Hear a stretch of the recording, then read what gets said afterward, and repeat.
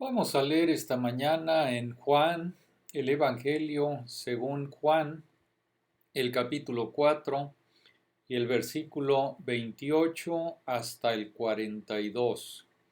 Juan 4, 28 al 42. La palabra de Dios dice así: Entonces la mujer dejó su cántaro y fue a la ciudad y dijo a los hombres: Venid, ved a un hombre que me ha dicho todo cuanto he hecho. ¿No será este el Cristo? Entonces salieron de la ciudad y vinieron a él. Entretanto, los discípulos le rogaban diciendo: Rabí, come. Él les dijo: Yo tengo una comida que comer que vosotros no sabéis. Entonces los discípulos decían unos a otros: ¿Le habrá traído a alguien de comer? Jesús les dijo: Mi comida es que haga la voluntad del que me envió y que acabe su obra. ¿No decís vosotros: aún faltan 4 meses para que llegue la siega? He aquí os digo: alzad vuestros ojos y mirad los campos, porque ya están blancos para la siega. Y el que siega recibe salario y recoge fruto para vida eterna, para que el que siembra goce juntamente con el que siega. Porque en esto es verdadero el dicho: uno es el que siembra y otro es el que siega. Yo os he enviado a segar lo que vosotros no labrasteis. Otros labraron y vosotros habéis entrado en sus labores. Y muchos de los samaritanos de aquella ciudad creyeron en él por la palabra de la mujer que daba testimonio diciendo: Me dijo todo lo que he hecho. Entonces vinieron los samaritanos a él y le rogaron que se quedase con ellos. Y se quedó allí 2 días. Y creyeron muchos más por la palabra de él. Y decían a la mujer: Ya no creemos solamente por tu dicho, porque nosotros mismos hemos oído y sabemos que verdaderamente este es el Salvador del mundo, el Cristo. Este es el Salvador del mundo, el Cristo. Ahora, hace años, un médico misionero quitó las cataratas de los ojos de un granjero chino. Unos días después, el médico miró por la ventana y notó que el granjero sostenía el extremo de una cuerda larga. En una sola fila, agarrados de la cuerda, había una larga fila de chinos ciegos que habían sido detenidos y conducidos por kilómetros hasta el médico que había obrado milagros en los ojos del granjero. Ese granjero chino es una ilustración de lo que deberíamos estar haciendo. Si Jesús nos ha abierto los ojos espiritualmente, entonces deberíamos traer a otros para que lo conozcan. Eso es lo que hizo esta mujer samaritana. Después de darse cuenta de quién es Jesús, se emocionó tanto que dejó su cántaro junto al pozo, regresó al pueblo y les dijo a todos: Venid, ven, vean a un hombre que me ha dicho todo cuanto he hecho. ¿No será este el Cristo? Como resultado de su testimonio, todo el pueblo salió al encuentro de Jesús y luego lo invitó a quedarse. En los 2 días que estuvo ahí, muchos creyeron en él. La semana pasada vimos que el encuentro de Jesús con la mujer junto al pozo nos enseña mucho sobre testificar y mucho sobre el Señor Jesucristo. Estamos trabajando a lo largo de 20 lecciones sobre la testificación extraídas de este capítulo 4 de Juan. Y hemos visto el encuentro de Jesús con la mujer junto al pozo, que nos enseña mucho sobre el testimonio. Ya vimos que, en primer lugar, debemos comunicarnos con otras personas En segundo lugar, establecer un interés o un vínculo común, aprovechar la oportunidad, cruzar las barreras culturales si es necesario para llegar a las personas, utilizar una situación común para presentar asuntos espirituales, despertar el interés de tu vida y de tus palabras, utilizar lo natural para explicar lo sobrenatural. No esperar una respuesta completamente madura de una persona que busca. Señalar la necesidad, pero hacerlo con gracia. Evitar las discusiones, pero no hacer concesiones, pero ofrecer una corrección suave. Y ceñirse al tema principal. Esos fueron los primeros 12 pasos. Hoy vamos a terminar de analizar los otros 8 principios, además de 7 verdades acerca del Señor Jesucristo, quien es el punto focal de nuestro testimonio. Esa es la próxima lección para testificar. 13. Confronta directamente con la persona de Cristo y sus afirmaciones. El tema principal que toda persona debe considerar es la pregunta que Jesús hizo a sus discípulos allá en Mateo el capítulo 16. ¿Y vosotros quién decís que soy yo? Si Jesús es quien dijo ser, y veremos algunas de estas afirmaciones en un momento, entonces es mejor que le creamos y le sometamos nuestras vidas. En esta historia, Jesús primero afirma poder darle a la mujer agua viva que va a satisfacer su sed y que va a brotar en ella para vida eterna. Esa es una afirmación asombrosa. Si un simple hombre dijera esto, concluiríamos que pues quizá está loco. Luego, en el clímax de su encuentro con esta mujer, Jesús afirma ser el Mesías prometido. Yo soy el que habla contigo, le dijo a la mujer. Esta es la única vez antes de su juicio que Jesús afirma claramente que Él es el Mesías. La frase griega dice literalmente, yo soy. Probablemente no sea en este contexto una declaración de deidad, pero es una clara afirmación para esta mujer de que Jesús es el Mesías. El punto para nosotros es que cuando le estés contando a alguien acerca de Jesús, hazle saber quién dice ser. El Evangelio de Juan es un gran testimonio de sus afirmaciones, especialmente el capítulo 5.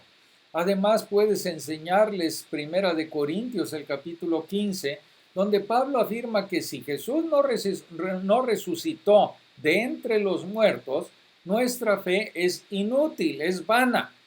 Si la persona trata de desviar la conversación, tráelo de regreso a la persona de Cristo.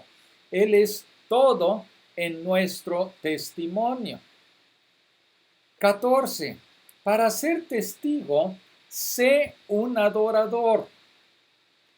Jesús le dice a la mujer que el Padre busca a los que lo adoran en espíritu y en verdad. No puedes realmente adorar a Dios en espíritu y en verdad si no le obedeces con tu corazón en sumisión al Señor Jesucristo. Así que los mejores testigos son siempre aquellos que le hablan a otros acerca de Cristo con un corazón que se desborda en adoración a Él. Adorar a Dios en espíritu significa adorarlo desde el corazón o con la persona interior.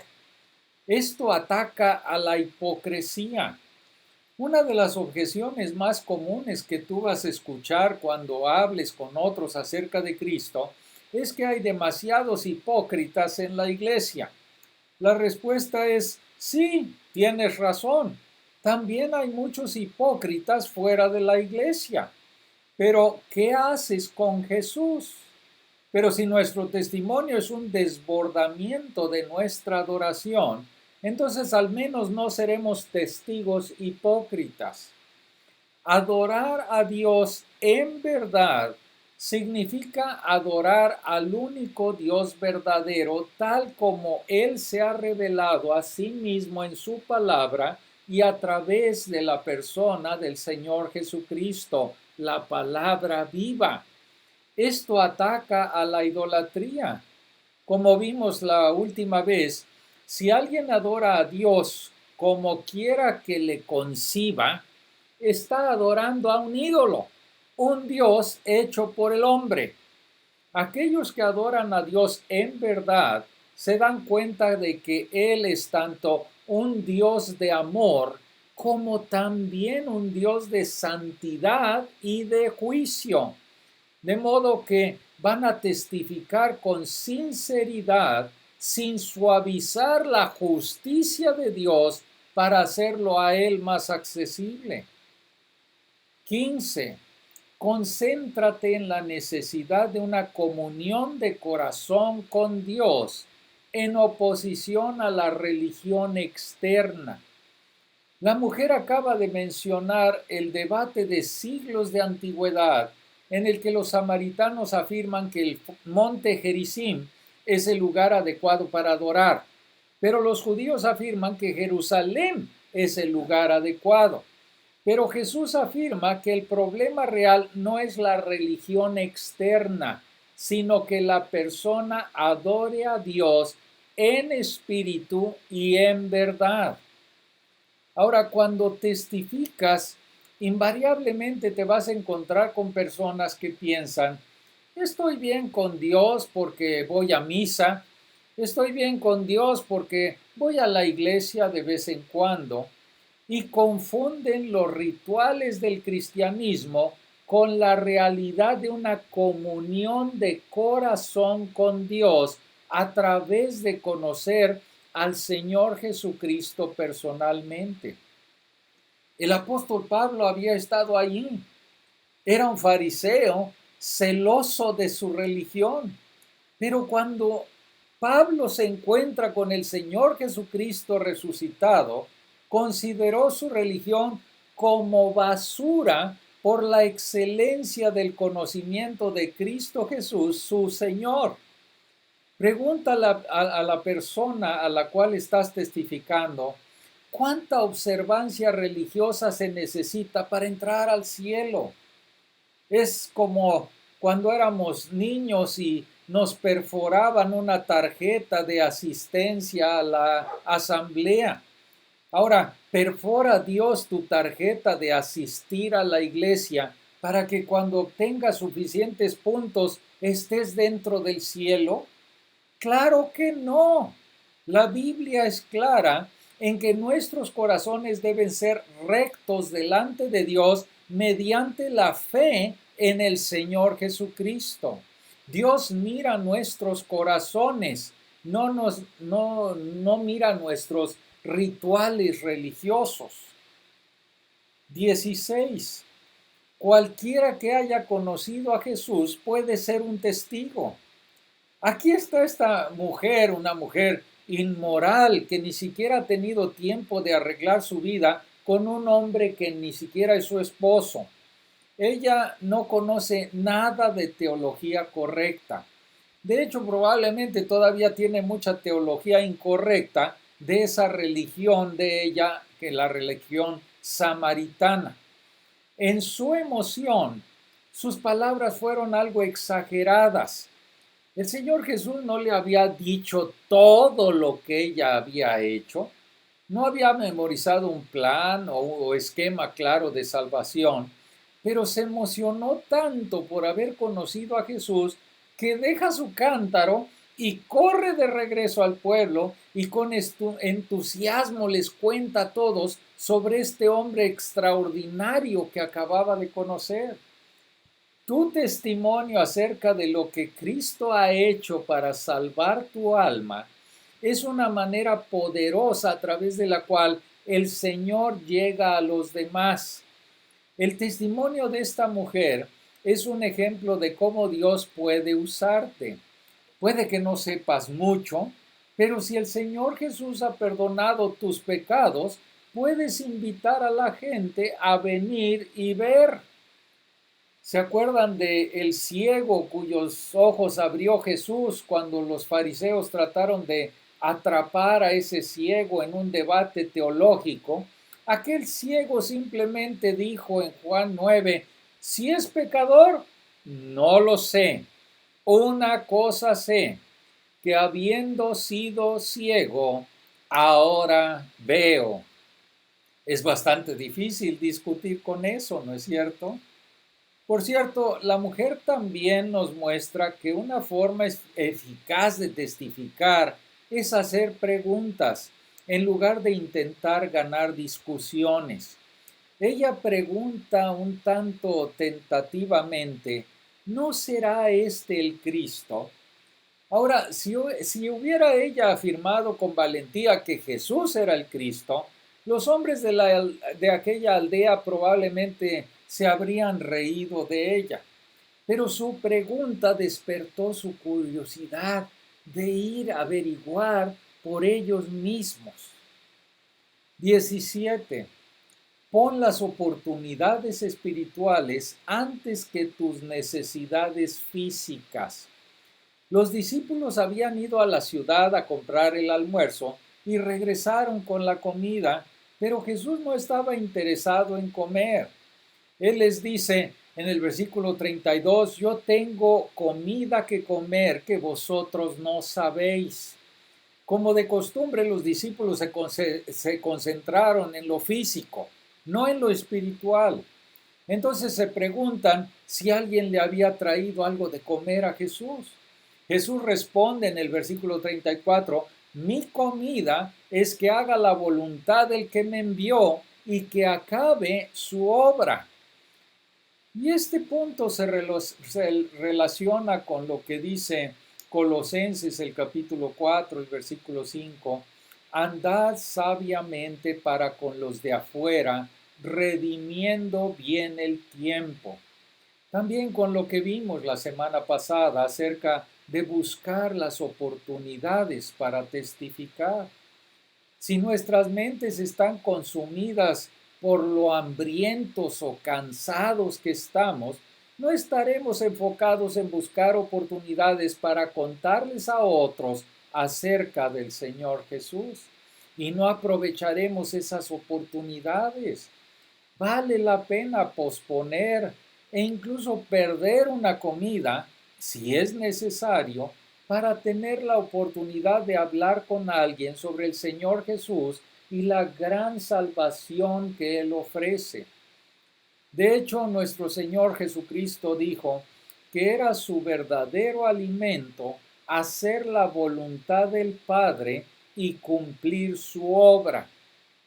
Alimentará mucho tu alma, más de lo que la comida alimenta tu estómago, si Dios te utiliza para llevar un alma perdida al Salvador, el Señor Jesucristo. 18. Mantén los ojos abiertos para una cosecha espiritual inesperada. Jesús cita un dicho muy común. Aún faltan 4 meses para que llegue la siega. En otras palabras, no siembras semillas y esperas recoger una cosecha al día siguiente o a la semana siguiente. Toma tiempo, pero les dice que levanten los ojos y vean que los campos ya están blancos para la cosecha. Y probablemente haya hecho un gesto con la mano hacia los samaritanos que salían de la aldea para venir a él. Campbell Morgan observó, si esos discípulos hubieran nombrado una comisión de investigación en cuanto a las posibilidades de una empresa cristiana en Samaria, sé exactamente la resolución que hubieran tomado.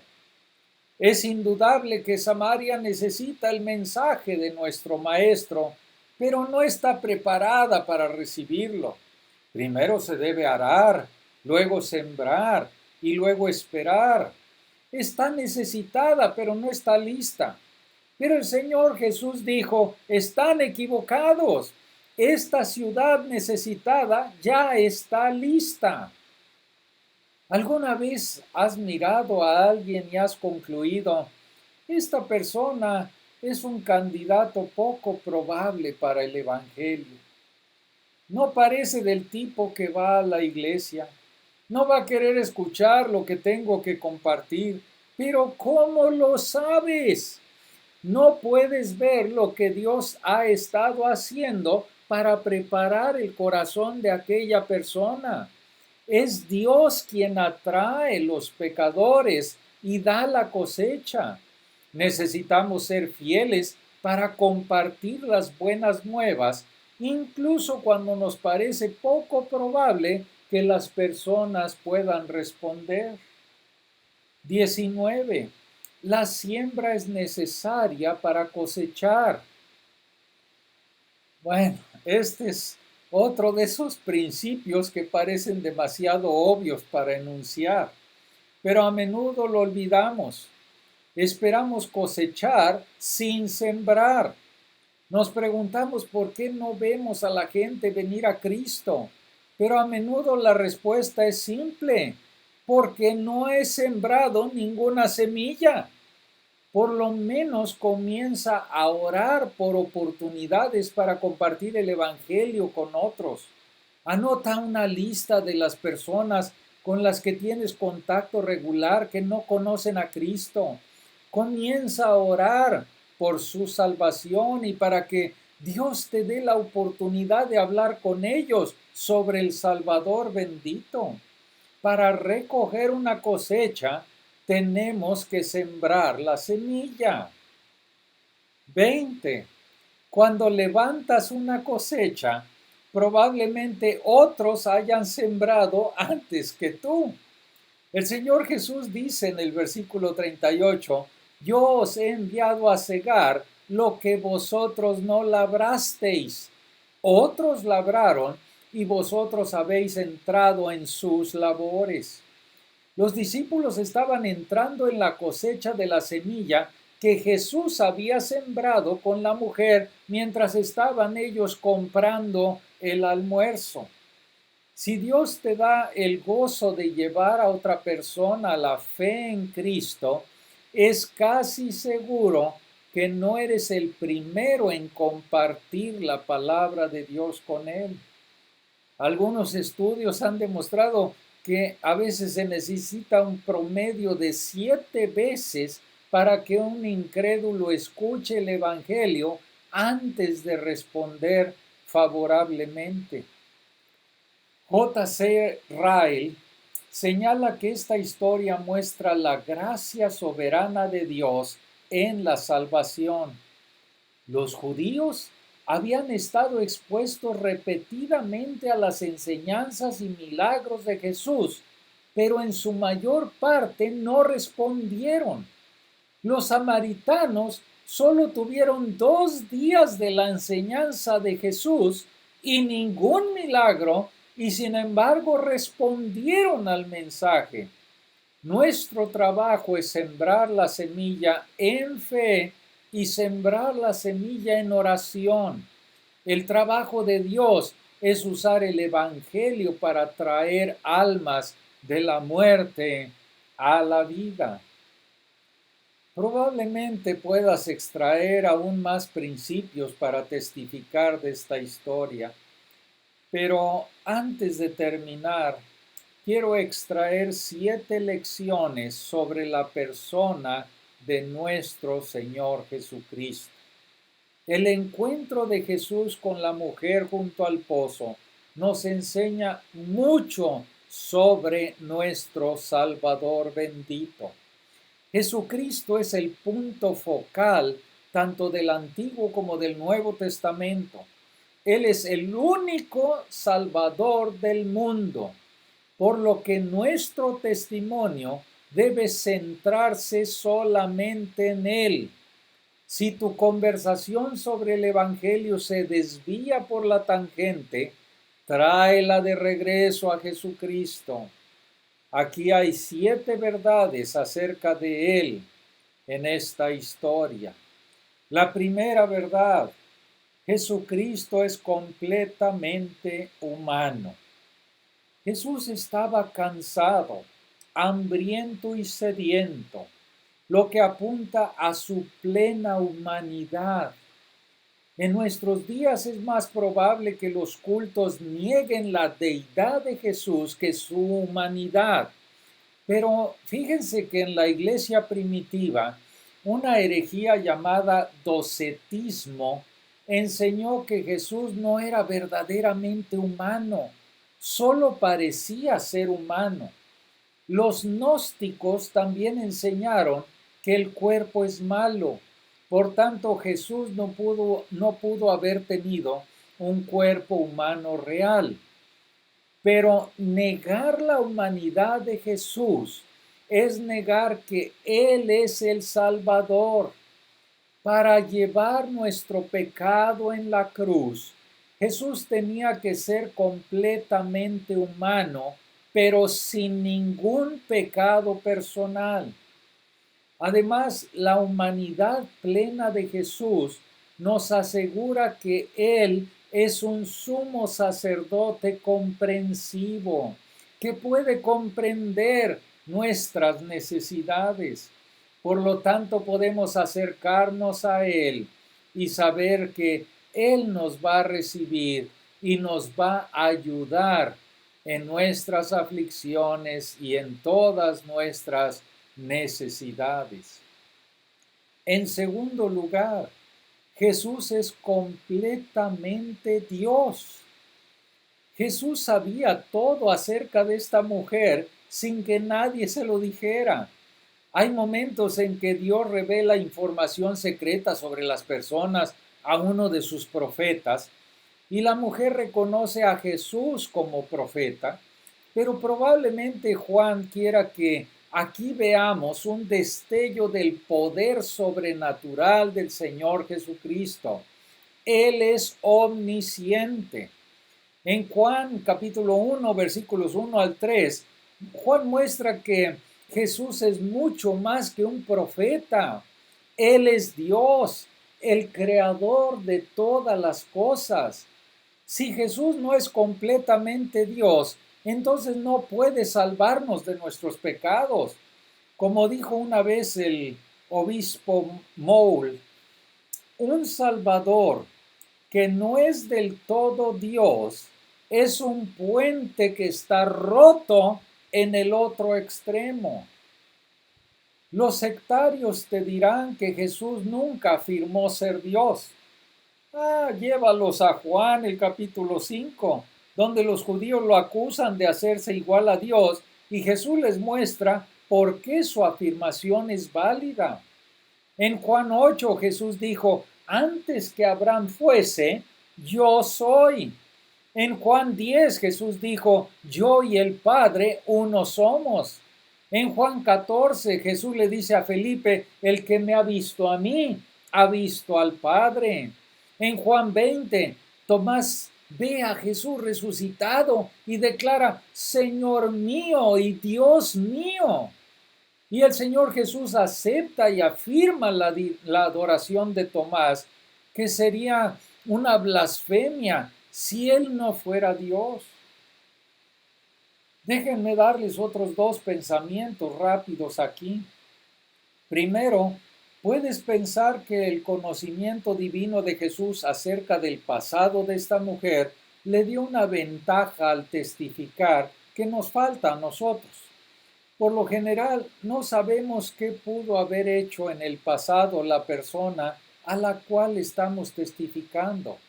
Es cierto, pero sabemos que toda persona, sin importar cuán respetada o educada sea, es pecador y necesita al Salvador Jesucristo.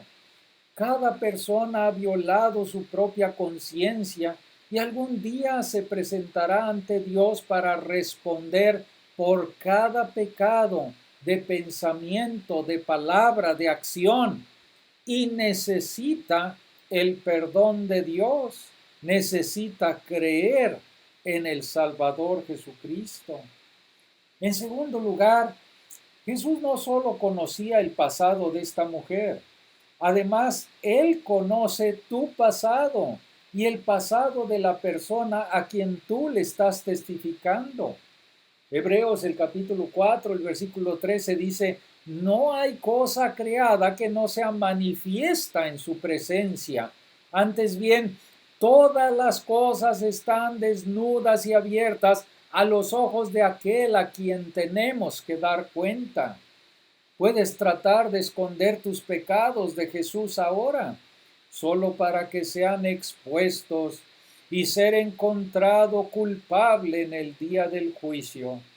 O puedes reconocer que eres pecador ahora y creer en Cristo Jesús como tu Salvador y recibir perdón y recibir misericordia ahora y no venir a juicio, pero no puedes escapar de su mirada omnisciente.